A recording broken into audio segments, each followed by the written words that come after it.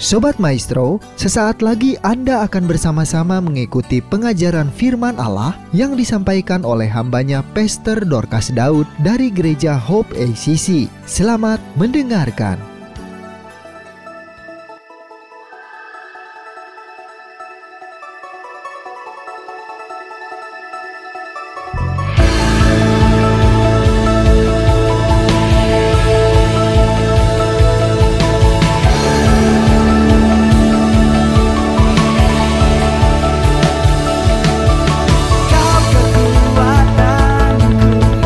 Kau sumber pengharapan dan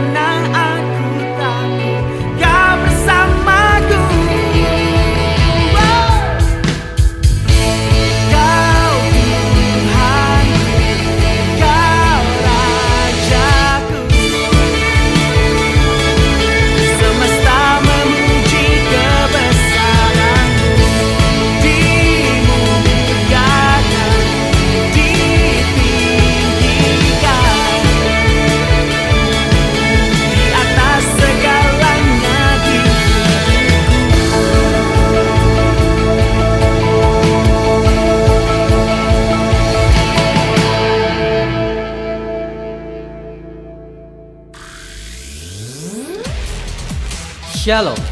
Anda akan mendengarkan program Kuasa dalam Firman-Nya yang disampaikan oleh Pastor Dorcas Daud dari Hope ACC dan Dorcas Ministries. Selamat mendengarkan. Shalom semua kekasih-kekasih Tuhan di mana saja berada. Baik, sebelum kita merenungkan firman Tuhan, kita akan berdoa terlebih dahulu. Terima kasih Bapa untuk kesempatan yang selalu Engkau berikan kepada kami, untuk Engkau bagikan, Engkau ajar, Engkau beritahu, Engkau ingatkan kami tentang rahasia kerajaan Allah yang menjadi kunci hidup kami. Kami mensyukurinya dan kami siap menerimanya. Dalam nama Tuhan Yesus Kristus kami berdoa. Haleluya, amin. Baik, firman yang akan kita baca pada hari ini adalah Kisah Rasul 1 ayat 6 sampai dengan 8. Demikian bunyinya, Yesus terangkat ke sorga. Maka bertanyalah mereka yang berkumpul di situ, Tuhan, maukah Engkau pada masa ini memulihkan kerajaan bagi Israel? Jawabnya, Engkau tidak perlu mengetahui masa dan waktu yang ditetapkan Bapa sendiri menurut kuasanya. Tetapi kamu akan menerima kuasa kalau Roh Kudus turun ke atas kamu, dan kamu akan menjadi saksiku di Yerusalem dan di seluruh Yudea dan Samaria dan sampai ke ujung bumi. Apa yang akan terjadi? Bagaimana dengan pekerjaanku? Bagaimana dengan rumah tanggaku? Bagaimana dengan persoalanku? Bagaimana dengan penyakitku? Bagaimana dengan segala hal rutinitas yang harus saya hadapi setiap hari? Dan akan adakah pemulihan bagiku? Apakah sakit penyakitku akan sembuh? Apakah rumah tanggaku mau dipulihkan? Apakah Tuhan memberkati keuanganku lagi, keuangan yang lebih? Apakah saya akan bersuka cita? Apa yang akan saya dapatkan tahun 2020? Dan masih begitu banyak pertanyaan yang muncul di otak kita. Tapi saya ingatkan, jangan Anda menjadi bingung. Murid-murid itu mereka dalam kondisi bingung, tidak punya kepastian, belum punya jawaban. Tapi puji Tuhan mereka bertanya kepada sang guru, yaitu Yesus Kristus. Sehingga jawaban daripada Yesus itu menenangkan mereka. Jawaban daripada Yesus itu meneduhkan hati mereka, membebaskan mereka dari kebimbangan. Dan Yesus menjawab dengan sebuah peringatan. Sudah, kamu tidak perlu pikirkan itu. Itu adalah urusan Bapak Surgawi. Yang paling penting kamu adalah menerima kuasa, yaitu kuasa Roh Kudus, karena kamu ditentukan untuk menjadi saksiku dari Yerusalem, Yudea sampai ke ujung-ujung bumi. Jadi untuk hal itu adalah urusan Bapakku. Sama sekarang puji Tuhan kita sudah ada di dalam Yesus Kristus. Dia adalah jawaban bagi hidup kita. Dia adalah Tuhan dalam hidup kita. Dia sudah mengetahui dan bahkan Dia merancangkan untuk hidup kita dari hari ke hari sampai kita harus mengakhiri tahun 2019 dan memasuki tahun 2020. Kita tidak perlu gampang, tidak perlu khawatir, kita tidak perlu cemas. Walaupun saat ini di penghujung akhir tahun, problem masih ada, rumah tangga masih kelihatannya kacau balau, sakit penyakit kelihatannya masih terasa, atau keuangan masih seperti hari-hari yang lalu. Mungkin Anda berkekurangan atau pas-pasan, atau hal lain yang masih ada dalam kehidupanmu. Tapi yang paling jelas, iman kepada Yesus itu jangan stagnan. Iman kepada Yesus harus makin kuat, makin naik, makin percaya. Karena Yesus sudah merencanakan yang terbaik buat Anda dan saya. Bagian kita adalah percaya, menerima janji Allah, dan sabar menunggu Tuhan menentukan waktunya untuk kita menerima penggenapan janji itu. Dan janganlah kehilangan pengharapan walaupun problem itu masih engkau hadapi. Karena kita harus punya iman yang naik. Kita harus punya pengharapan yang terus menerus. Kita jangan kehilangan semangat. Dan yang paling pasti iman kita perlu berkata bahwa saya akan menjadi lebih baik. Saya menjadi lebih diberkati. Saya menjadi lebih bersukacita. Saya menjadi lebih bersemangat. Saya menjadi lebih hidup dalam damai sejahtera. Saya menjadi lebih berguna bagi banyak orang. Saya kalau diberkati, saya akan lebih lagi menjadi berkat bagi banyak orang. Dan yang terpenting dalam ayat yang ke-8, Yesus mengatakan, kamu perlu penuh dengan kuasa Roh Kudus. Itu yang harus kamu pikirkan, itu yang harus kamu pegang janjiku, karena kamu menjadi saksi. Nah, jadi jelas di sini yang terutama dalam hidup kita adalah masalah kehidupan, masalah rumah tangga, masalah sakit penyakit. Yesus sudah menyelesaikan 2000 tahun yang lalu. Tinggal kita sekarang menerima dengan iman dan berterima kasih kepadanya, mengucap syukur. Sekarang dudukkan diri kita siap untuk menjadi saksinya. Barangkali di antara Anda sudah banyak yang menjadi saksi Kristus, sampai diutus oleh Tuhan dan dipakai oleh Tuhan di berbagai tempat, di berbagai kota, di berbagai negara. Praise the Lord. Karena memang kita diberi ladang oleh Tuhan sampai ke ujung-ujung bumi. Lanjutkan, semakin bersemangat, semakin kembangkan pelayananmu, semakin bangkitkan gairah dan rohmu untuk menyala-nyala terus menjadi saksi baginya. Tapi yang belum, jangan menunggu waktu lagi. Jangan Anda berpikir nanti deh, aku belum bisa, aku masih sibuk, aku masih punya problem, aku keluarganya, anaknya masih kecil-kecil. Menjadi saksi belum tentu langsung go internasional.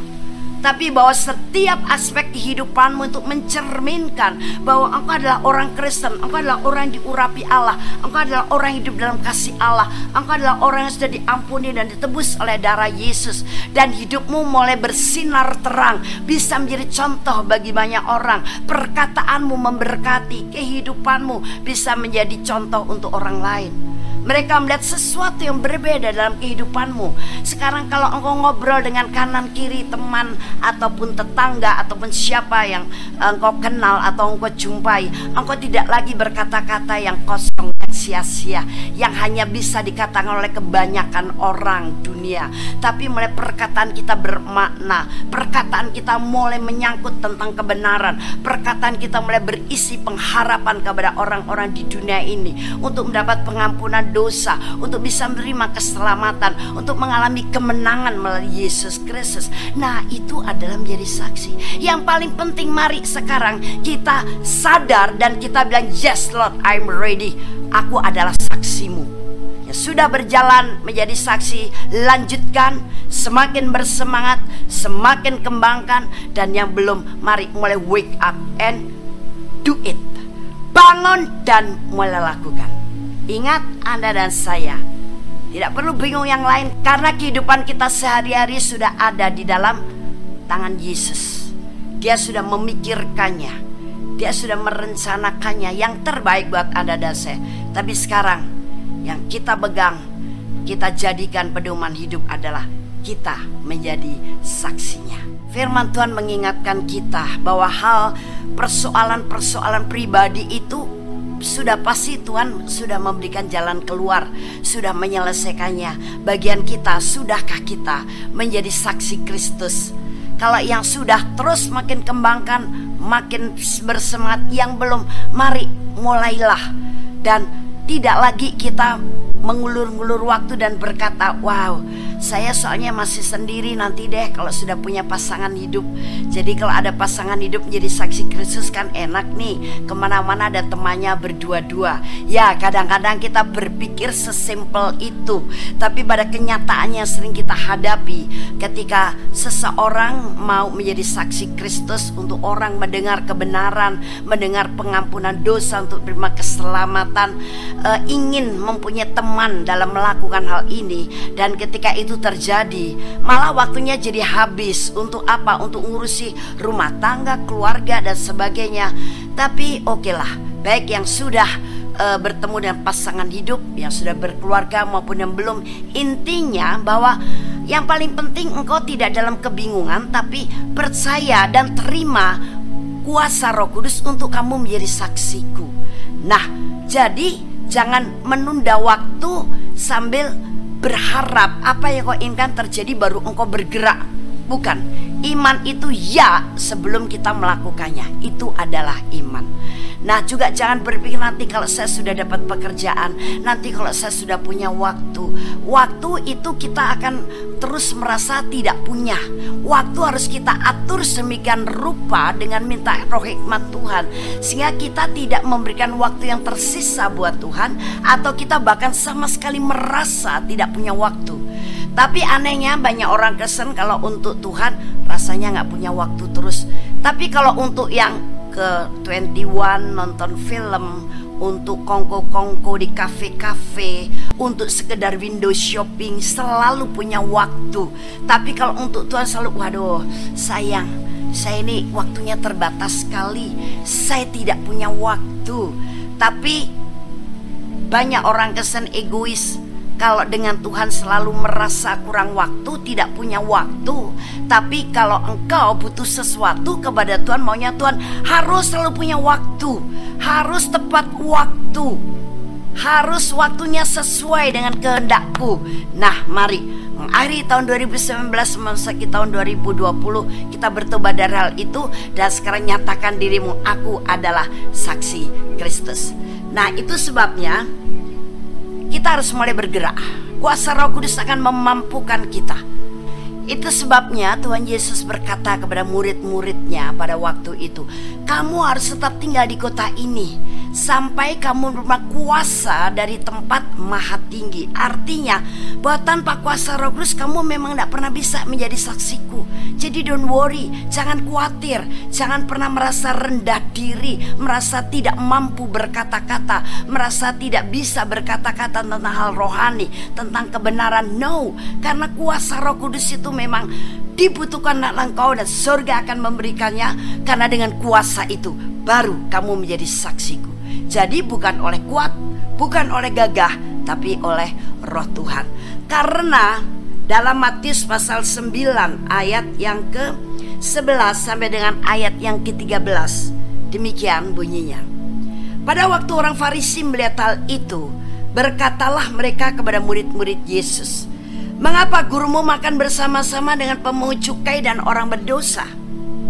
Yesus mendengarnya dan berkata, bukan orang sehat yang memerlukan tabib, tetapi orang sakit. Jadi pergilah dan pelajarilah arti firman ini. Yang kukendaki ialah belas kasihan dan bukan persembahan, karena aku datang bukan untuk memanggil orang benar, melainkan orang berdosa.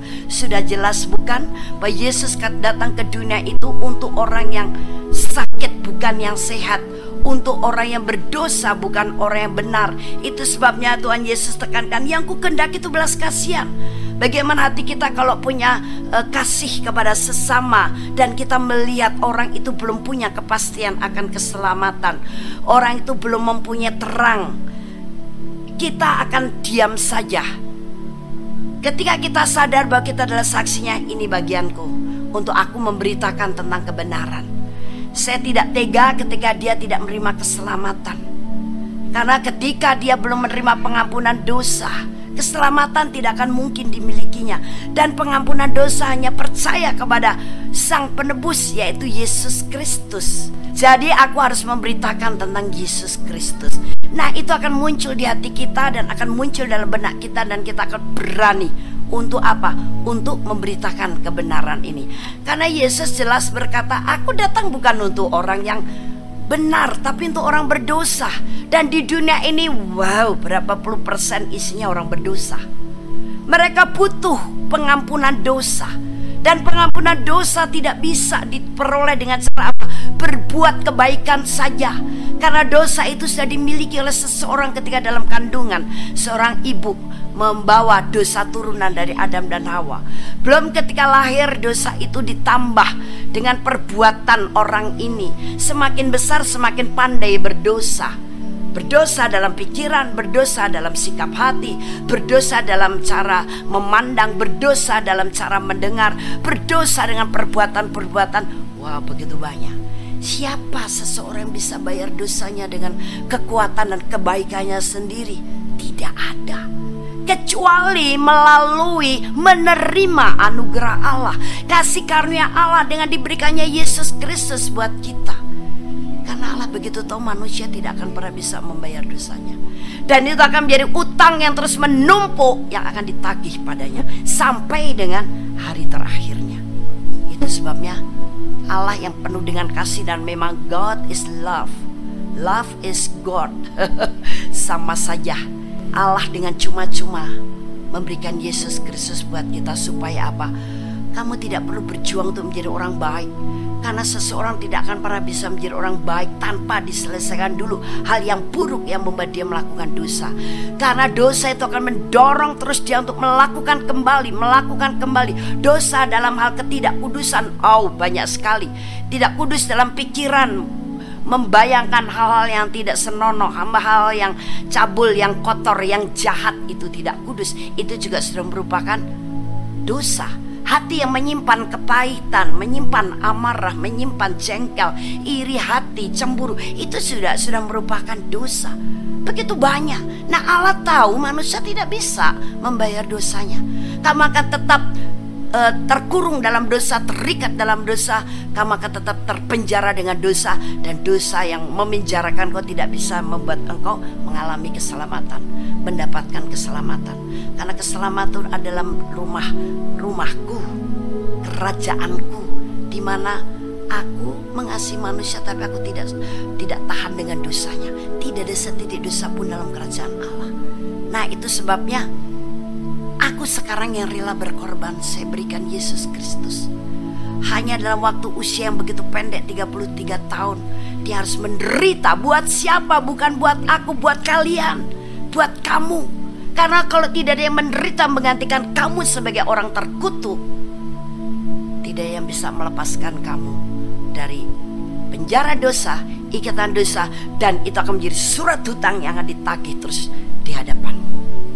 Nah, aku berikan Yesus Kristus dengan hanya percaya bahwa dia telah mati, bangkit pada hari yang ketiga, naik ke surga, duduk di sebelah kanan Allah Bapa.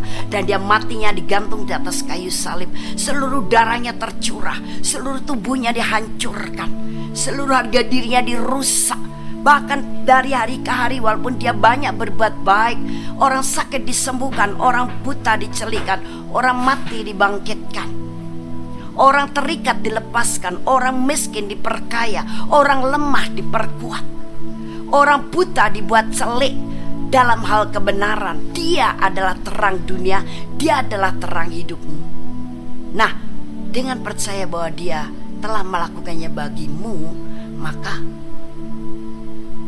undang dia masuk di hati. Jadikan dia Tuhan dan Juru Selamatmu. Maka apa yang terjadi? Kamu terima pengampunan dosa, dan kamu mempunyai seorang Juru Selamat yang akan menuntun kamu dalam kebenaran sampai engkau menerima keselamatan. Nah, ini harus kita jadikan pegangan, atau yang harus kita bagikan bagi orang-orang di dunia ini yang masih banyak berdosa. Ingat, Yesus datang untuk orang berdosa, bukan untuk orang benar. Itu sebabnya kita jangan salah mikir, kita juga jangan salah kaprah, kita jangan salah sikap. Di mana-mana hidup kita harus menyatakan kebenaran. Supaya apa? Orang-orang dunia berdosa, mereka pengen seperti kita, dan mereka akan bertanya, why? Mengapa dia menjadi seperti itu? Kita punya peluang. Lihat, hidupku menjadi seperti ini, berbeda dengan orang-orang lain. Saya sekarang benci dosa. Saya tidak mau terlibat dan terbujuk oleh dosa, karena saya sekarang adalah hidup dalam kebenaran. Bahkan saya sekarang adalah hamba kebenaran. Dengan apa? Percaya kepada Yesus. Nah, ini adalah saksi Kristus. Karena memang di hari-hari terakhir ini banyak orang-orang di dunia itu sebenarnya bingung, belum punya pekerjaan, bingung belum berkeluarga, bingung dengan kondisi masalahnya, bingung dengan keuangannya, bingung dengan hubungan sesama. Kok ternyata hidup masih begini-begini saja, belum ada perubahan. Nah, tidak perlu dikhawatirkan, tidak perlu engkau berlarut-larut dalam berbagai macam pertanyaan, kebimbangan, keraguan, dan kegalauan. Tapi sekarang tetapkan hatimu untuk menerima kehendak Allah Kehendak Allah ketika engkau terima dan kau lakukan akan membawa engkau kepada kebenaran yang dimana kebenaran itu akan memerdekakan kamu. Dari mulai minggu pertama saya sudah bagikan kepada Anda semuanya. Ketika murid-murid bingung apa yang dikerjakan oleh gurunya, oleh Yesus, Yesus berkata, "Dah, itu bukan urusanmu. Itu urusan Bapak Surgawi. Yang penting bagi kamu harus penuh dengan Roh Kudus. Kamu harus menjadi saksiku." Nah, pegang itu saja. Mungkin Anda punya pertanyaan, terus bagaimana dengan pekerjaanku? Terus bagaimana dengan keluargaku? Terus bagaimana dengan keuanganku? Semuanya sudah ditetapkan oleh Bapak Surgawi. Bagianmu lakukan yang terbaik, karena kehidupan kita sekarang adalah milik Dia. Kehidupan kita ada di tangan Dia. Dan rencana Tuhan bukan rencana yang membawa malapetaka, tapi rancangannya selalu membawa damai sejahtera. Pegang itu, dan Tuhan kita adalah Tuhan yang hidup. Tak perlu ada yang diragukan lagi. Itu sebabnya mari sekarang aku adalah saksi Kristus. Segala hal yang kuhadapi persoalan ini, Tuhan yang sudah menjadi jalan keluar bagiku. Dia akan memberikan hikmat kepadaku, sehingga saya tidak lagi menjadi orang yang sibuk dengan diriku sendiri, dengan problemku, tidak sibuk dengan kekuatanku dan keadaanku, tapi aku sekarang adalah milik Kristus. Orang lain perlu diampuni dosanya. Dan kalau kita sudah tahu kebenaran bahwa pengampunan dosanya melalui percaya kepada Yesus, mengapa tidak kita bagikan kepada orang lain, dan orang lain begitu membutuhkan. Banyak orang belum mendengar hal ini, atau barangkali sudah mendengar tapi mengeraskan hati. Namun bisa jadi mereka pernah mendengarkan ditaburi orang, belum bertobat, tapi Allah kemudian memberikan pertumbuhan. Anda yang ditetapkan oleh Allah untuk menjadi penyiramnya. Dan ketika engkau sirami kembali orang itu kemudian membuka hati dan sudah siap untuk percaya kepada Sang Juru Selamat dan punya kepastian hidup. Nah, itu yang membuat kita akan menjadi orang Kristen yang hidup di dalam kasih, bukan menjadi orang Kristen egois, berdoa buat kepentingan sendiri, kebutuhan sendiri, hidup untuk diri sendiri, paling banter untuk keluargaku. Bukan itu Allah tentukan. Yesus hidup, mati, dan bangkit untuk semua orang, dan Dia sudah tinggal di hati kita. Itu sebabnya bagi kita adalah hidup, bagiku adalah Kristus. Hidup juga untuk semua orang. Nah, dalam Roma pasal yang ke-11 ayat yang ke-36, sebab segala sesuatu adalah dari Dia, dan oleh Dia, dan kepada Dia. Bagi Dialah kemuliaan sampai selama-lamanya. No reason untuk kita berkata, "Oh no Tuhan, aku belum sanggup.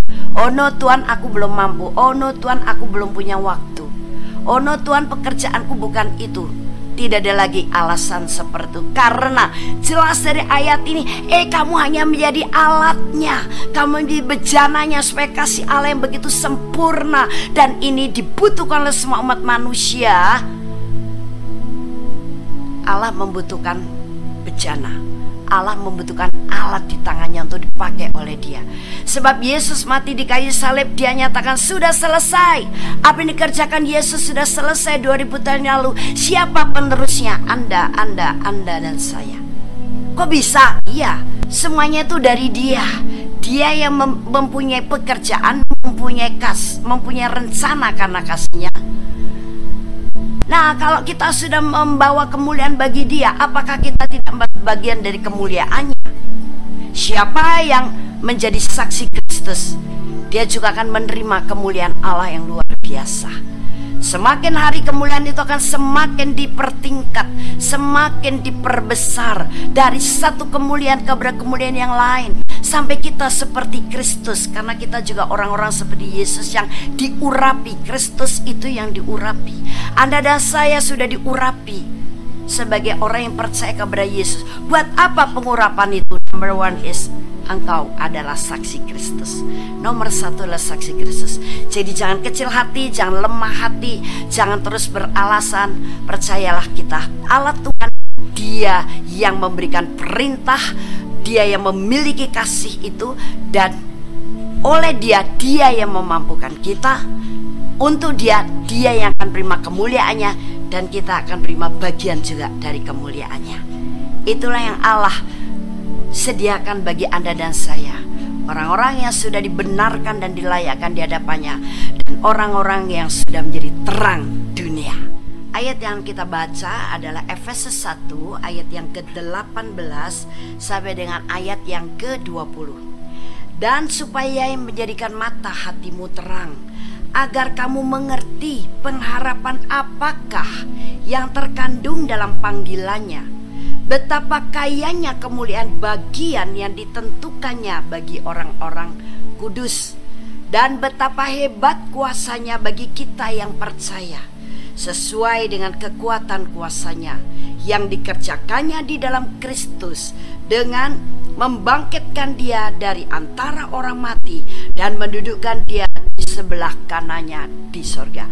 Sungguh mulia sekali rencana Allah Bapa, visi misi dari Allah Bapa untuk kita semuanya umat manusia. Kita bukannya sekedar menjadi orang Kristen untuk diberkati secara materi, untuk kita punya sebuah agama. Kita bukan hanya sekedar untuk kita disembuhkan dari sakit penyakit, walaupun itu sudah masuk dalam satu paket melalui penebusan Yesus. Tapi di sini kita perlu mengetahui bahwa supaya kita mengerti panggilannya, banyak orang Kristen melupakan dan mengabaikan panggilannya. Itu yang membuat orang Kristen egois, hanya doa minta berkat, minta damai sejahtera, minta sukacita, minta berhasil, minta sehat. Walaupun itu tidak dosa, tapi itu memang sudah menjadi bagianmu. Jangan terus-menerus menjadi tema daripada khotbahmu. Itu lebay. Yang tidak kalah pentingnya adalah kita harus tahu panggilannya. Semua yang tentang berkat materi jasmani sudah menjadi hakmu. Bahkan aku sudah berkorban untukmu supaya hal-hal ini, hal materi dan jasmani, kamu semuanya udah tercukupi. Tinggal kamu ambil dan terima dengan iman saja. Sungguh aku sudah menyelesaikannya buat kamu semuanya. Tapi apakah engkau peduli dengan panggilanku? Tapi apakah engkau mengerti panggilanku? Sadarkah engkau bahwa aku memanggil engkau untuk satu hal yang juga mulia, hal yang luar biasa? Kalau hidupmu itu sudah ada di tanganku dengan rencanaku yang terbaik bagimu, sekarang aku mau jadikan hidupmu itu untuk apa? Untuk memberikan pengharapan pada orang lain, untuk menjadi berkat bagi orang lain, untuk menolong orang lain, untuk menerangi orang lain yang di dalam kegelapan, untuk membawa mereka kepada apa? Kepada kepastian hidup, menerima pengampunan dosa dan keselamatan. Nah, jadi ketika kita sadar bahwa sebenarnya ada panggilan Tuhan yang sungguh mulia, Dia akan segera melengkapi kita dengan kemampuan yang begitu luar biasa, sampai kita bisa menyadari, wow, aku sampai bisa ya berkata-kata seperti tadi. Wow, aku sampai bisa mendoakan orang sakit sembuh, sampai akhirnya aku punya kesempatan. Siapa yang menyembuhkanmu? Yesus Kristus. Dialah sang juru selamat seluruh umat manusia, bahkan segala bangsa. Hanya banyak orang-orang yang membutakan hatinya, menutup telinganya, menutup matanya, tidak mau menerima kebenaran ini. Anda bisa terkesima dengan kemampuan yang tiba-tiba secara instan terjadi. Ketika engkau mendoakan seseorang dalam masalah, ternyata orang itu kemudian mengalami jalan keluar dan mengalami kemenangan. Siapa yang melakukan dalam diri Anda? Tuhan, karena Tuhan konsekuen dengan panggilannya. Kalau Dia mau memakai Anda dan saya menjadi alatnya, Dia juga yang akan menggenapi konsekuen, membuat kita mampu melakukannya. Karena tidak ada manusia yang bisa melakukan hal-hal yang direncanakan oleh Allah, kecuali keterlibatan daripada Allah sendiri kepada kita. Melalui apa? Kuasa Roh Kudus. Itu sebabnya bukalah hatimu untuk menerima baptisan Roh Kudus, dan kemudian Terus setiap kali kita mengalami pengurapan demi pengurapan. Karena setiap orang yang sudah lahir baru menerima Yesus. Itu sebabnya Tuhan Yesus sendiri berkata bahwa ketika kamu datang kepadaku dan kamu percaya, menerima, mengakui aku sebagai Tuhan dan Juru Selamatmu, hatimu sekarang berubah. Aku memberikan hati yang baru, bukan hati yang keras, bukan hati yang sombong, bukan hati yang sekarang penuh dengan dendam, penuh dengan kekecewaan, iri hati, penuh dengan kepahitan, penuh dengan kejengkelan, penuh dengan amarah, penuh dengan ambisi kedagingan, penuh dengan hal yang kotor, yang najis, yang jahat. No, aku akan memberikan hati yang baru, hati yang taat. Dan ketaatan itu membuat engkau tidak menjadi umatku yang egois, tapi jiwamu mulai mengembang. Engkau mulai merasakan berempati, bersimpati kepada orang lain yang ketika mereka belum menerima keselamatan, yang mereka yang dalam keadaan sakit, mereka yang dalam keadaan keterikatan dosa, keterikatan kuasa-kuasa gelap, mereka yang dalam keadaan hidup tidak menentu, penuh dengan kebimbangan, penuh dengan kekhawatiran, ketakutan, atau mereka yang sudah putus asa sampai ingin mengakhiri hidup. Engkau hidup untuk mereka. Engkau harusnya ada di sana, tapi engkau berada terus di daerah yang nyaman, sementara engkau terus saja berdoa, terus saja menginginkan aku memberkatinya. No, aku sudah cukup memberkati, dan berkat itu akan semakin aku tambah-tambahkan. Karena aku sudah berjanji dalam Yohanes pasal yang ke-10 ayat 10. Aku datang untuk memberimu hidup, hidup dalam segala kelimpahan. Artinya hidup dalam segala kelimpahan adalah bahwa hidupmu sekarang akan mengalami kelimpahan dalam hal rohani, materi, dan jasmani. Buat apa? Kau menjadi bejanaku yang elok, kau menjadi bejanaku yang manis, kau menjadi bejanaku yang indah, untuk memberitakan kepada orang-orang dunia yang berdosa, yang hidup dalam kegelapan. Ini jawaban bagi kehidupannya adalah Yesus Kristus yang menjadi penebus umat manusia. Nah, itu yang aku rencanakan. Itu sebabnya ketika sekarang kita sadar bahwa kita tahu Dia memanggil kita, kita harus segera mengambil keputusan. Ya Tuhan, aku siap. Tuhan sudah mengutus, jangan lagi menjawab utuslah aku, no, tapi aku akan segera mengerjakannya. Lengkapi aku dengan urapan yang baru. Taruh perkataanmu dalam mulut, tidak bibirku. Rohku akan menyala-nyala bersemangat karena aku akan melakukan dengan sukacita. Kita sudah tidak lagi peduli. Sebenarnya rencana Allah memberikan penebus buat saya itu apa yang harus saya kerjakan kemudian hari. Kita lupa bahwa kalau kita sudah diselamatkan, kita harus menyelamatkan orang lain melalui menjadi saksi hidup bagi Yesus dan bagi orang lain. Dan kau akan dipermuliakan oleh Tuhan. Karena apa yang kita kerjakan untuk keselamatan melalui pengampunan dosa kepada dunia itulah pekerjaan yang mulia. Pekerjaan disertai dengan roh, dan firman berkata pekerjaan pelayanan dari roh itu akan mendatangkan kemuliaan yang luar biasa. Kita akan ditinggikan oleh Tuhan. Nah, mari sekarang kita komitmen. Mari sekarang kita menyadari bahwa hidupku bukan aku lagi, tapi Yesus yang hidup di dalam aku. Bahwa sekarang hidup bagiku adalah Kristus. Kalau aku mati, untung, karena mati sudah pasti masuk ke sorga. Saya tidak perlu lagi berpikir tentang diriku, kondisiku, dan keadaanku. Ada yang lebih bertanggung jawab, yaitu Yesus Kristus. Bahkan Dia sudah menyediakan semuanya untuk hidup saya. Sekarang hidup saya bukan untuk diri saya, tapi buat orang yang masih terbuang, orang yang masih tersesat, orang yang masih belum menerima keselamatan karena mereka masih belum tahu. Bahkan mereka masih mengeraskan hati bahwa hanya percaya kepada Yesus Kristus menerima penebusan dosa dan jaminan keselamatan yang hakiki. Jangan akhiri tahun 2019 ini seperti tahun-tahun yang lalu, berlalu begitu saja. Kita boleh merenungkan tahun 2019 selama 1 tahun, isinya 12 bulan. Apa yang sudah kita kerjakan untuk membuat orang lain mendapat berkat dari hidup kita, terutama berkat jaminan keselamatan. Karena kita mulai bergerak, kita mulai bersuara, kita mulai berempati kepada orang dunia yang masih belum punya jaminan keselamatan. Mari kita renungkan. Kalau sudah kita renungkan, jangan kemudian datar saja hatimu. Engkau harus berkata kepada jiwamu, "Hai jiwaku, come on, wake up," dan kita mulai lakukan. Jangan santai, jangan hanya menikmati daerah nyaman, tapi aku sekarang mau mulai memberi kenyamanan, menawarkan kenyamanan kepada orang-orang berdosa ketika mereka mau percaya Yesus dan saya yang memberitakannya.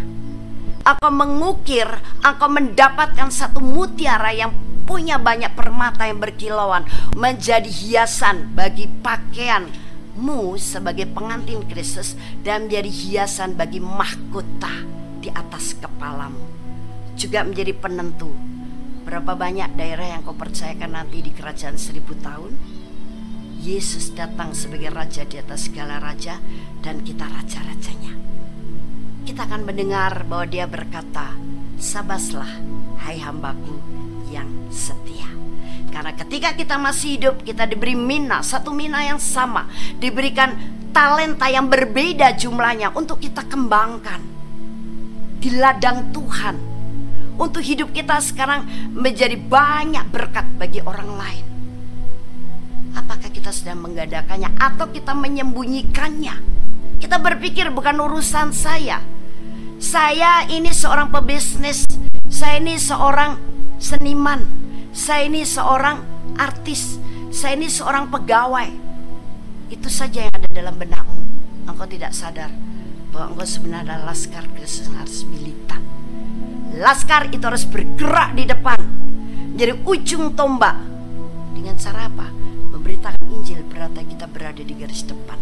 Kita menjadi ujung tombak, sedang melebarkan jalan untuk orang berdosa menemukan jalan kebenaran itu dan bisa berjalan di atas kebenaran itu, mendapatkan terang yang besar. Amin. Puji Tuhan. Tuhan Yesus mengasihimu dan Tuhan Yesus memberkatimu. Haleluya. Kami percaya Anda pasti diberkati oleh firman Tuhan yang disampaikan oleh Pastor Dorcas Daud STH dari Hope ACC dan Dorcas Ministries. Dan bila Anda memiliki pertanyaan seputar kegiatan pelayanan kami, Anda dapat menghubungi kami di 08 222 703 0006. Sekali lagi di 08 222 703 0006. Sampai jumpa kembali. Tuhan Yesus memberkati.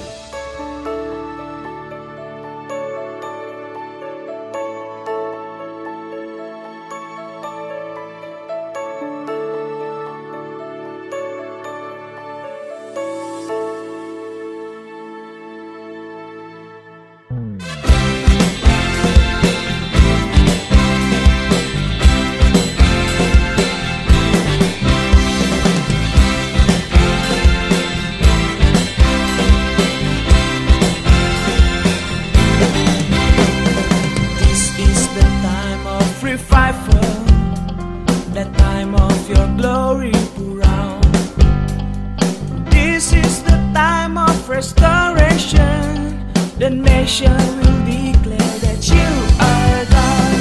This is the time of miracle, the time of your power impact. Are you ready and become a part of it? Oh, oh, revive, hey church of God, revive, prepare your life, revive. The time has come, Jesus will come as a king. Whoa, whoa, revive, a church of God, revive, prepare your life, revive. The time has come, Jesus will come as a king.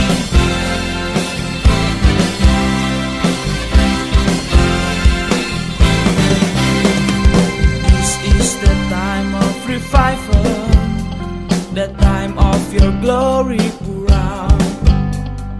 This is the time of restoration. The nation will declare that you are God. This is the time of miracle, the time of your power impact. Are you ready?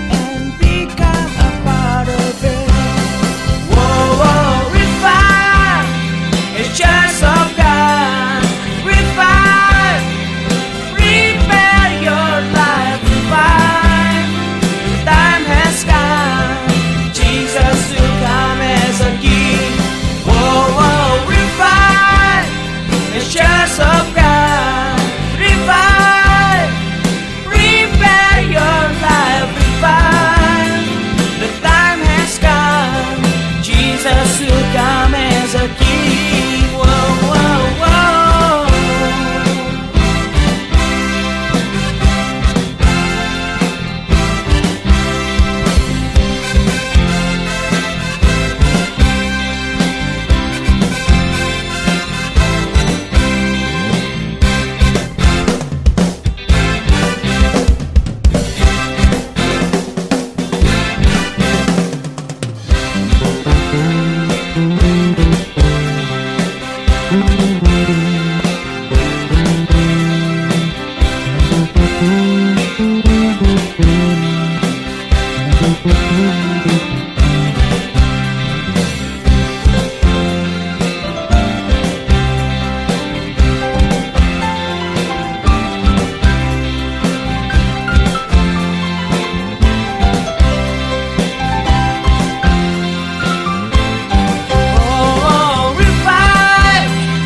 Church of God, revive, prepare your life, revive. The time has come, Jesus will come as a king. Oh, oh, revive, a church of God, revive, prepare your life, revive. The time has come, Jesus will come as a king.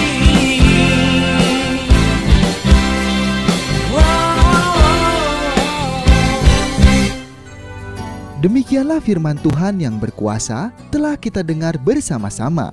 Dan kami percaya Anda sangat diberkati.